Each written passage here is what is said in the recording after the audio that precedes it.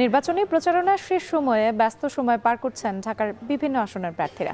ঢাকা 10 আসনের ধানমন্ডি এলাকা থেকে প্রচারের খবর জানাতে যুক্ত হচ্ছেন নাজমু সাকিব। সাকিব, শেষ দিনে ভোটারদের সমর্থন পেতে কি ধরনের প্রতিশ্রুতি দিচ্ছেন প্রার্থীরা? আচরণবিধি লঙ্ঘনের কোনো অভিযোগ রয়েছে কিনা?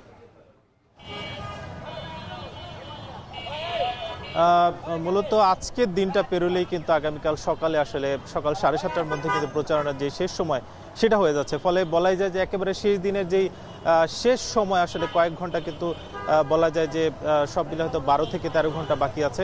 এই সময়টার মধ্যে আসলে প্রচারণার যে অবস্থা সেটা কিন্তু আমরা দেখতে পাচ্ছি এবং মূলত যারা আসলে প্রচারণা করছেন যে প্রার্থীরা তারা আসলে ভোটারদের আশ্বস্ত করছেন তারা নির্বাচিত হলে কি বাস্তবায়ন করবেন।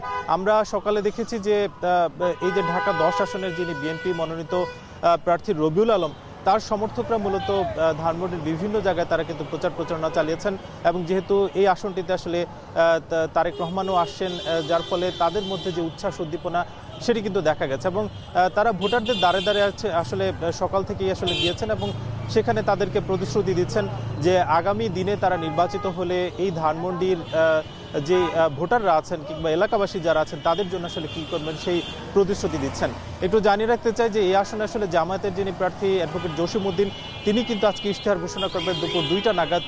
সেই ইশতেহারে আসলে তিনি যেই প্রাধান্য দিচ্ছেন বিষয়গুলি সেগুলো বলা হচ্ছে যে মাদক নির্মূল এবং কিশোর গ্যাংয়ের যে উৎপত্তি রয়েছে সেগুলো তারা আসলে নিরসন করতে চান এবং যেহেতু ধানমন্ডির বেশ আসলে অলিগলি রয়েছে সেই অলিগলি ধরে যাতে যানজট তৈরি না হয় এবং যানজট নিরসনের জন্য কি করা যায় সেসব বিষয় নিয়ে আসলে তারা কাজ করবেন বলে প্রতিশ্রুতি দিচ্ছেন।